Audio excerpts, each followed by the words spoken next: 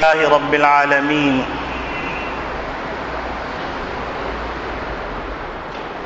والصلاة والسلام على أشرف الأنبياء والمرسلين وخاتم النبيين وقائد الغر المحجلين الوفد المتقبلين محمد وعلى آله وصحبه ومن تبعهم بإحسان ودعا بدعوتهم إلى يوم الدين. أما بعد فأعوذ بالله من الشيطان الرجيم. بسم الله الرحمن الرحيم. إن في خلق السماوات والأرض واختلاف الليل والنهار لآيات لأولي الألباب الذين يذكرون الله قياما وقعودا وعلى جنوبهم ويتفكرون في خلق السماوات والأرض ربنا ما خلقت هذا باطلا سبحانك فقنا عذاب النار. ربنا إنك من تدخل النار فقد أخزيته وما للظالمين من أنصار. وقال النبي صلى الله عليه وسلم الكيس من دان نفسه وعمل لما بعد الموت والعاجز من أتبع نفسه هواها وتمنى على الله الأماني أو كما قال عليه الصلاة والسلام. چو می گویم مسلمانم میلرزم چو می گویم مسلمانم میلرزم کہ دانم مشکلات لا الہ را.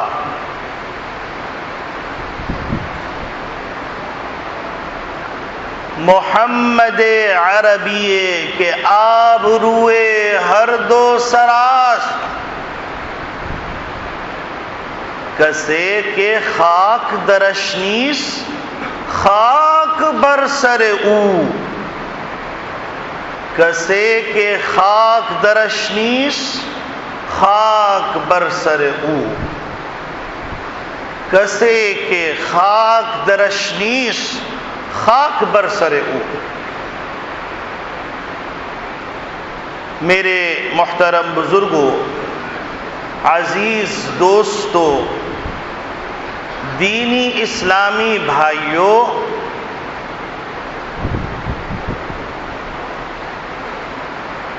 ایک سلسلہ شروع کیا گیا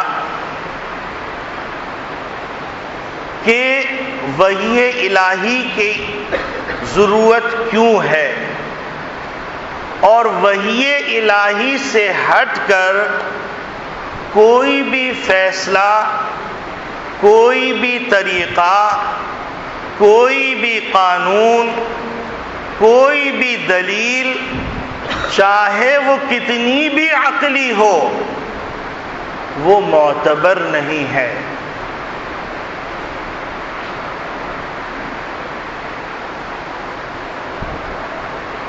یہ جو کہا جاتا ہے کہ اسلامی نظام کی ضرورت نہیں اور اسلامی نظام اگر آ گیا تو ایسی صورت کے اندر دنیا کے اندر کوئی نظام چل نہیں سکے گا، اور سیکولرزم دنیا کے نظام چلانے کے لیے کافی شافی ہے، تو یہ بالکل بے عقلی کی بات ہے، کیونکہ یہ بات بتاتی گئی کہ سیدھے ہاتھ کی طرف عمارت کھڑی ہوئی تھی اسلام کی، الٹے ہاتھ کی طرف عمارت کھڑی ہوئی تھی سیکولرزم کی طرف، اور یہ بات سمجھا دی گئی تھی کہ اسلامی نظام کی بنیاد 3 ستونوں پر ہے۔ ایک ستون کا نام حواس، دوسرے ستون کا نام عقل، تیسرے ستون کا نام وحی الہی ہے، جبکہ سیکولرزم جو ہے، اس سیکولرزم کے اندر بنیاد 2 ستونوں پر ہے، ایک کا نام ہے حواس اور دوسرے کا نام ہے عقل۔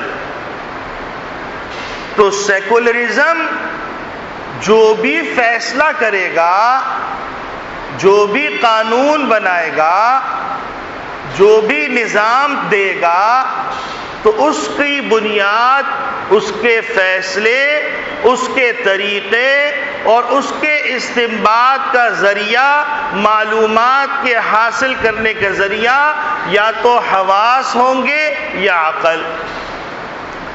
جیسا کہ گزشتہ جمعے سمجھا دیا گیا کہ حواس محدود ہیں، عقل بھی محدود ہے۔ جب انسان محدود ہے تو اس کو جو چیزیں اللہ پاک نے دیں وہ کیسے لامحدود ہو سکتی ہیں؟ یقیناً وہ محدود ہی ہوں گی، اس میں شک کی گنجائش ہی نہیں ہے۔ اب عقل تنہا کافی ہے تو اس کی گزشتہ جمعے کچھ مثالیں دی گئیں، آپ سب نے سنی تھی۔ اب اس جمعے کو بھی کچھ مثالیں دے دیتے ہیں تاکہ آپ کو سمجھ میں آ جائے کہ سیکولرزم انسان کی نجات کے لیے کافی نہیں ہے۔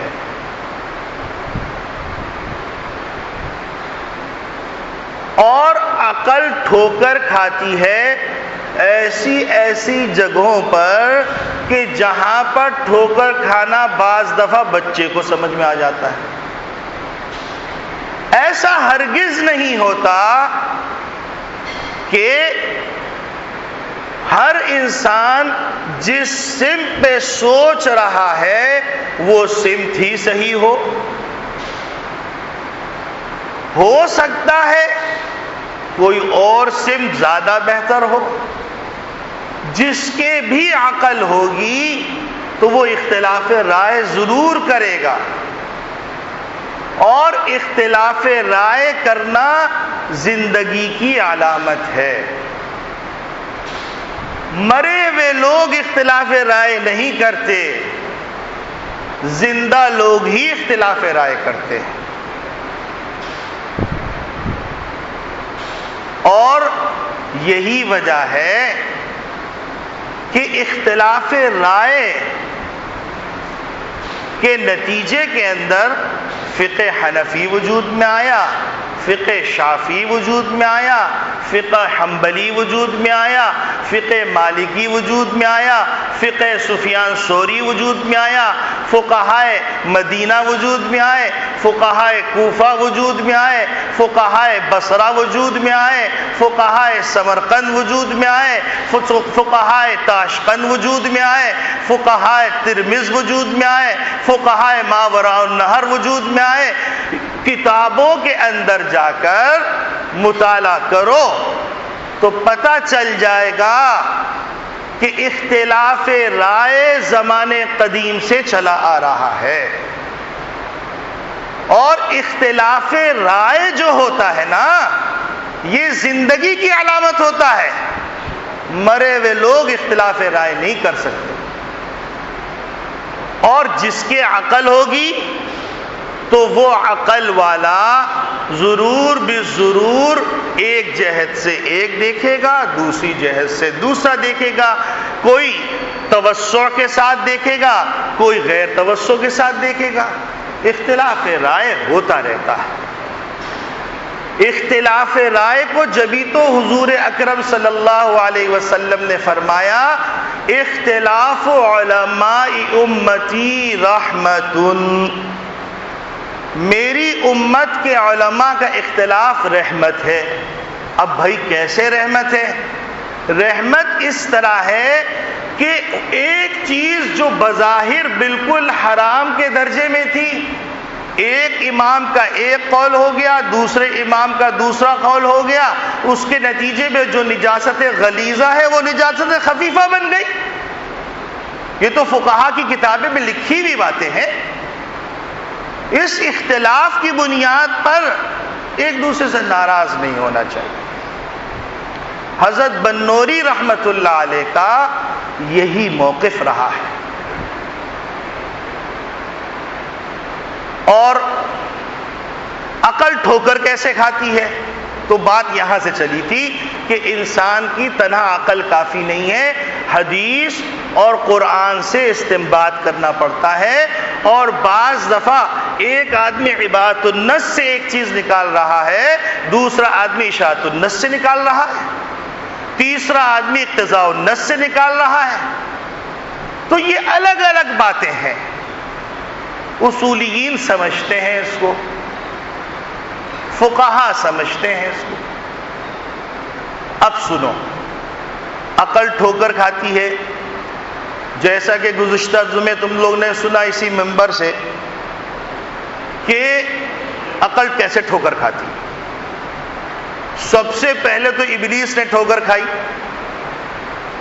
عقل کی بنیاد پر فیصلہ کر رہا تھا، ٹھوکر کھا لی۔ پھر یہ سلسلہ چلتے چلتے آج تک چل رہا ہے، عقل ٹھوکر کھائی جا رہی ہے، ٹھوکر کھائی جا رہی ہے، اور کھاتی رہے گی جب تک کہ نور نبوی سے اور نور قرآنی سے استفادہ نہیں کرے۔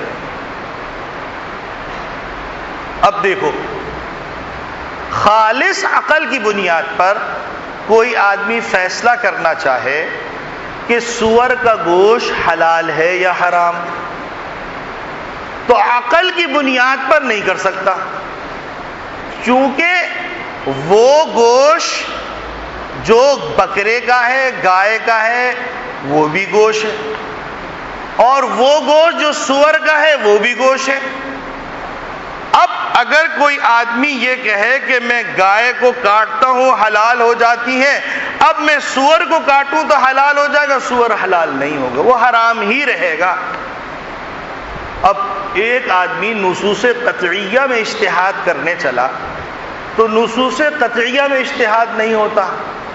کتابوں میں لکھا ہوا ہے، قداماء کی کتابوں میں ایسے لوگ گزرے ہیں کہ انہوں نے استنباط کیا کہ بھائی حضور صلی اللہ علیہ وسلم کے زمانے میں خنزیر گندے ہوتے تھے، اب تو موجودہ زمانے میں بڑا ان کا فارم ہاؤس بنا دیا گیا ہے اور ہائیجینک طریقے سے ان کی پرورش ہو رہی ہے، تو اب لہذا سود کو حلال ہونا چاہیے، خنزیر کو حلال ہونا چاہیے۔ تو اب عقل کی بنیاد پر تو بہت اچھی بات لگ رہی ہے، لیکن نصوص قطعیہ کی بنیاد پر یہ بات 100% بیوقوفی کی ہے، کیونکہ نصوص قطعیہ اللہ نے کہہ دیا یہ حلال تو حلال، اللہ نے کہہ دیا یہ حرام تو حرام، اب کوئی مائی کلال اس کو حلال نہیں کر سکتا، جتنا بڑا مجتہد آ جائے، جتنا بڑا فقیہ آ جائے، نصوص قطعیہ میں اجتہاد نہیں۔ اب ایک گویہ تھا، ہندوستان کا گویہ حج پہ چلا گیا، اور حج پہ جانے کے بعد یہ غور کرنا، یہ غلطیاں جو بتا رہے ہیں عقل ٹھوکر کھا رہی ہے، اس کی مثال دے رہا ہوں، تو پھر پتہ چل جائے گا سیکولرزم چل نہیں سکے گا۔ جبکہ حضور صلی اللہ علیہ وسلم نے ارشاد فرما دیا کہ قیامت سے پہلے دین اور کلمہ لا الہ الا اللہ ہر گھر میں داخل ہو کر رہے گا، چاہے وہ کچا گھر ہو، پکا گھر ہو، ٹھیکرے کا ہو، غار میں ہو، کہیں پر بھی رہتے ہوں، اس میں کلمہ لا الہ الا اللہ داخل ہوگا، اور اس کلمہ لا الہ الا اللہ کو لوگ مان لیں گے، بوڑھے ہو کر بھی، جوان ہو کر بھی، اور جو ہے مان لیں گے اللہ کے اس حکم کو خوشی خوشی اور بغیر خوشی کے، ماننا پڑے گا کیونکہ حضور فرما گئے، اور حضور کی بات غلط نہیں ہو سکتی۔ اب دیکھو ہندوستان کا ایک گویہ گیا، اب وہاں صحرا میں بیٹھا ہوا وہ گانا سن رہا ہے، ایک بدو گانا گا رہا ہے، بدو کا گانا ظاہر سی بات ہے بدو بدو ہوتا ہے، تو اس کا گانا عجیب غریب تھا۔ اب وہ عجیب غریب گانا سن کر وہ اجتہاد کر رہا ہے، اب بتاؤ گانے والا اجتہاد کرے تو اس سے زیادہ پاگل پن تو کوئی نہیں ہو سکتا۔ وہ اجتہاد نصوص قطعیہ میں کر رہا ہے کہ بھائی گانا حلال ہونا چاہیے، اور ابھی ایک مثال اور دوں گا حضرت داؤد علیہ السلام والی۔ اب بھیا اس نے کہا کہ اب مجھے سمجھ میں آیا حضور نے گانے کو حرام کیوں قرار دیا۔ گانے کو حرام اس لیے قرار دیا کہ یہ بدوؤں کو گانا گانا ہی نہیں آتا تھا۔ اگر ہندوستان کے گانے والے گلوکاروں کے گانے سن لیتے حضور فوراً جواز کا فتویٰ دے دیتے۔ اب بتاؤ عقل ٹھوکر کھا رہی ہے نہیں کھا رہی ہے؟ ہر آدمی جانتا ہے عقل ٹھوکر کھا رہی ہے۔ اب ایک آدمی حضرت داؤد علیہ السلام کے بارے میں آتا ہے کہ حضرت داؤد علیہ السلام تلاوت کرتے تھے تورات کی، زبور کی، جو بھی ان پہ نازل ہوئی تھی کتاب، اس کی جو ہے تلاوت کرتے تھے، تو تلاوت ایسی مترنم ہوتی تھی جیسے مصر کے شیخ عبد الباسط کی قرات سنی ہے آپ لوگوں نے؟ شیخ عبد الباسط کے گلے کے اندر جو آواز تھی وہ اللہ کی عطا تھی، اب وہ کوئی بناوٹی آواز نہیں تھی۔ تو اب اللہ رب العالمین نے شیخ عبد الباسط کو آواز دی، تو اسی طریقے سے یہ آواز حضرت داؤد علیہ السلام کو عطا کی گئی تھی۔ اب یہ حضرت داؤد علیہ السلام کی جب آواز سنتے تو سارے چرند پرند رک جاتے، ساری مخلوقات رک جاتی۔ اب کچھ پاگلوں نے یہ کہنا شروع کر دیا گانے کے جواز کی دلیل یہ ہے کہ گانا جائز ہونا چاہیے، اس لیے کہ اگر یہ ناجائز ہوتا تو حضرت داؤد علیہ السلام کو بطور معجزے کے نہ دیا جاتا۔ اب بتاؤ اگر کوئی آدمی قرآن اچھی طرح پڑھ رہا ہے تو کہتے ہیں کہ یہ جو ہے قرآن چونکہ خوش الحانی سے پڑھ رہا ہے لہذا گانا بھی خوش الحانی سے پڑھ سکتے، تو پاگل پن کی بات ہوئی نہیں، عقل ٹھوکر کھا رہی ہیں آپ۔ اور آگے چلو عقل کی ٹھوکریں دکھائیں تم کو۔ اسلامی نظام کے اندر ہوتا کیا ہے؟ اسلامی نظام کے اندر جو حکومتیں قائم ہوتی ہیں ان کا ایک ہی ایجنڈا ہوتا ہے، وہ ایجنڈا یہ ہوتا ہے خیر الناس من ینفع الناس، بہترین شخص وہ ہے جو انسانوں کو نفع پہنچائے، بہترین شخص۔ حضور کی سند سے زیادہ بڑی سند تم کو کوئی دے ہی نہیں سکتا، اس کو دیکھ لو، پرکھ لو، سند بھی دیکھ لو، بخاری مسلم سب میں دیکھ لو جا کے، تمہیں سمجھ میں آ جائے گا کہ خیر الناس من ینفع الناس، بے لوث بے غرض دین کی خدمت اگر کوئی کرے تو خیر الناس ہے، حضور نے سند دے دی بھائی۔ اب کوئی سر پھوڑ لے، رو لے، گا لے، کچھ بھی کر لے، حضور کی سند کے بعد کوئی سند چلتی نہیں۔ اب دیکھو اسلامی نظام حکومت جو ہے، اس اسلامی نظام حکومت کا ایک ہی ایجنڈا ہے اور وہ ہے فائدہ پہنچانا۔ سیکولرزم نظام حکومت کا ایک ہی ایجنڈا ہے نفع اٹھانا۔ اب ظاہر سی بات ہے کہ ایک ایجنڈا ہے نفع پہنچانے کے لیے، تو اس کی جتنی پالیسیاں بنیں گی اور جتنے قوانین بنیں گے وہ انسانیت کی فلاح بہبود کے لیے بنیں گے، اور سیکولرزم کے جتنے بھی قوانین بنیں گے، جتنی بھی چیزیں وجود میں آئیں گی، جتنے بھی معاملات ہوں گے، وہ سارے کے سارے معاملات نفع اٹھانے کے لیے۔ یہی وجہ ہے کہ اسلامی نظام کے اندر ٹیکسز کی بھرمار نہیں ہے، سیکولر نظام کے اندر ٹیکسز کی بھرمار ہے۔ ہگ لیا تو ٹیکس، موت لیا تو ٹیکس، چھینک ماری تو ٹیکس، کپڑے پہنے تو ٹیکس، ہنسے تو ٹیکس، روئے تو ٹیکس، بس چونکہ ان کا ایجنڈا ہی ہے نفع پہنچانے، نفع حاصل کرنا۔ اب موجودہ زمانے میں دنیا میں دیکھ لو، تمہیں نظر آ جائے گا، سارا سب کچھ سمجھ میں آ جائے گا۔ اب تم روتے ہو کہ بھائی یہ ہو رہا ہے، وہ ہو رہا ہے۔ بھائی مجھے بتاؤ، جب ایجنڈا ہی نفع اٹھانے کا ہے تو وہ نفع پہنچانے والے اصول کہاں سے لے کے آئیں گے؟ وہ ایسے قوانین کہاں سے بنائیں گے؟ ان کو تو بات سمجھ میں نہیں آئے گی۔ اب مجھے بتاؤ، کوئی آدمی کہے کہ بھائی آپ پیٹ پہ پتھر باندھ لیجئے، عوام کو فائدہ پہنچا دیجئے، بات سمجھ میں آئے گی ان کو؟ ہرگز نہیں آئے گی بات سمجھ میں۔ کیسے آئے گی؟ سمجھ میں آ ہی نہیں سکتی، سمجھ میں آ ہی نہیں سکتی، کیونکہ ایک مشرق سمت پر، ایک مغرب سمت پہ، کیسے سمجھ میں آئی؟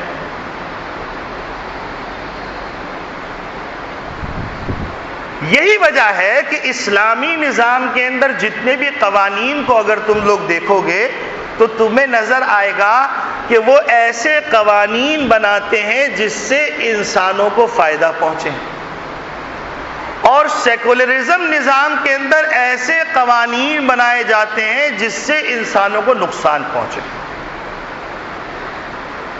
اب لوگ کہتے ہیں اسلام میں ذخیرہ اندوزی حرام کیوں کی؟ حالانکہ اس سے آدمی کیپٹل گین کرتا ہے، پروفٹ گین کرتا ہے۔ ایک آدمی کے پاس پیسہ ہے، وہ ذخیرہ اندوزی کر لیتا ہے، بعد میں اس کو پروفٹ ملتا ہے، تو اس میں کیا حرج کی بات؟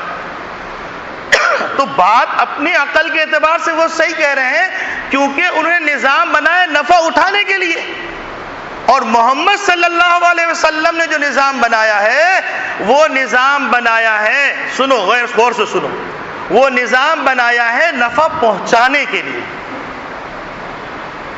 اب ان کے ہاں ذخیرہ اندوزی جو کرے گا اس کا مال نکال کر بانٹ دیا جائے گا، غریبوں کو بانٹ دیا جائے گا۔ ان کے ہاں زیادہ ٹیکس نہیں ہے۔ مدینے کی ریاست میں تمہیں حضور کے زمانے میں ٹیکس نظر نہیں آئیں گے، حضور کے زمانے میں فتح مکہ کے بعد ٹیکس نظر نہیں آئیں گے تمہیں۔ اچھا اب دیکھو، دو تین مثالیں اور دیتا ہوں، کیونکہ 1:30 بجے تک کا ٹائم دیا ہے مجھے، تو 1:30 بجے تک بات کروں گا، اس کے بعد بات ختم۔ اب سنو، دھیان سے سننا یہ بات کہ سیکولرزم نظام کے اندر جرائم کو آرگنائز کیا جاتا ہے، اسلامی نظام کے اندر، اسلامی نظام کے اندر جرائم کو ختم کیا جاتا ہے۔ اب ظاہر سی بات ہے، بات تو الگ الگ ہو گئی نا۔ اب اسلامی نظام کے اندر زنا کو حرام قرار دیا جائے گا، اور سیکولر نظام کے اندر زکوٰۃ کو منع کرنا تو الگ بات ہے، زنا کو باقاعدہ کاروبار کے طور پہ اپنایا جائے گا، اس کو آرگنائز کیا جائے گا۔ بھائی پروفٹ حاصل کرنے کا طریقہ ہے۔ ایک صاحب سنانے لگے، عجیب غریب قصہ ہے، کہ ایک محکمے میں ان کا افسر گیا، چیک کرنے گیا، تو دیکھا بھائی کسی کی 4000 تنخواہ ہے، کسی کی 5000 تنخواہ ہے، کسی کی 10,000 تنخواہ ہے۔ اب تنخواہ ہے، اس کے ساتھ ساتھ اوپر بھی کچھ رقم لکھی ہوئی ہے۔ پوچھا گیا کہ بھائی یہ تنخواہ کیا ہے؟ تو انہوں نے کہا یہ تنخواہ تو بھائی وہ تنخواہ ہے جو محکمے کی طرف سے مقرر ہے، باقی کیا ہے؟ کہیں گے اوپر کی آمدنی۔ کچھ مستورات تھی، ان کی تنخواہ بہت زیادہ لکھی ہوئی تھی، تو انہیں پوچھا یہ کیا ہے، تو کہیں گے یہ تنخواہ ہے، اور کہنے لگے باقی کیا ہے، کہیں گے یہ نیچے کی آمدنی ہے۔ تو ان کے ہاں یہ کوئی معیوب بات نہیں، دھڑلے سے کہہ دیا یہ نیچے کی آمدنی۔ تو اسلامی نظام اور سیکولر نظام میں بڑا فرق ہے، اور منبر رسول سے اس فرق کو بیان کرتے رہنا پڑے گا، تب جا کر اسلامی نظام آئے گا۔ اور اسلامی نظام جب آ جائے گا تو تم کو اس کی حقیقت پتہ چل جائے گی۔ بدقسمتی سے ہوا کیا کہ تاریخ جو اسلامی سلطنتوں کی لکھی گئی وہ بادشاہوں کے حکم سے لکھی گئی۔ بادشاہوں کے حکم سے جب لکھی گئی تو ظاہر سی بات ہے، سمجھو ذرا سا، کہ جو بادشاہ کا سیاسی مقصد ہوگا اسی کے تحت وہ باتیں لکھے گا، اور اپنے مد مقابل کو ظالم، جابر، غاصب اور پتہ نہیں کیا کیا ثابت کرے۔ پھر اس کے بعد دوسری سلطنت آئے گی تو وہ اپنا نظام بنائے گی اور تاریخ اپنی نگرانی میں لکھوائے گی۔ جب اپنی نگرانی لکھوائے گی تو تاریخ اسلامی حسن و جمال کو مسخ کی بھی تاریخ ہے، جس کے نتیجے میں پروفیسر اٹھتے ہیں اور کہتے ہیں ارے کون سے اسلامی نظام کی بات کرتے ہو بھائی، کون سے اسلامی نظام کی بات کرتے ہو جس اسلامی نظام میں گلے کاٹے جاتے ہیں، جس اسلامی نظام میں فلاں فلاں کام ہوتا ہے۔ بھائی تاریخ کو صحیح طریقے سے پڑھ لو تو سمجھ میں آ جائے گا بات۔ حضرت بنوری تاریخ کی نوک پلک کو خوب جانتے تھے اور تاریخی غلطیوں کو بھی پہچانتے تھے۔